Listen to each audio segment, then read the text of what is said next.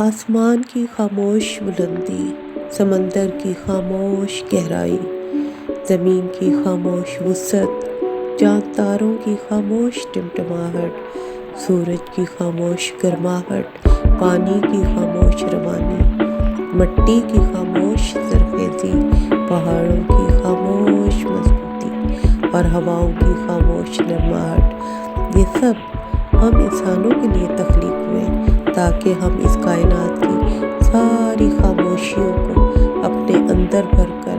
بڑے اطمینان اور سکون کے ساتھ باہر کی دنیا کے شور شرابوں کا مقابلہ کر سکیں۔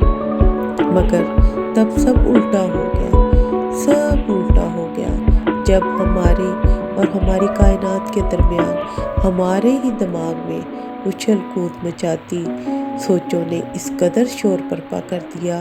کہ ہم خود بھی اس شور میں ڈھل گئے اور اپنا آپ منوانے کے لیے شور مچانے میں لگ گئے اور پلٹ کر دیکھا ہی نہیں کہ خاموشیوں کی زبان تو آج بھی منتظر ہے کہ ہم کب اس کو بولنے کا موقع دیں گے اور وہ کب ہمیں ان سچی خوشیوں اور حقیقی مسرتوں کا پتہ بتائے گی جس کا راستہ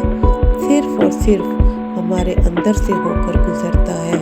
مگر اس کو سننے کے لیے پہلے اپنے دماغ کے بے ہنگم شور کو چپ کروانا ہوگا، مگر اس سے بھی پہلے دماغ سے اپنا قبضہ چھڑوا کر خود دماغ پر اپنا قبضہ جمانا ہوگا، کیونکہ یہ اختیار بھی کائنات کی سپریم طاقت نے ہمیں دے رکھا ہے۔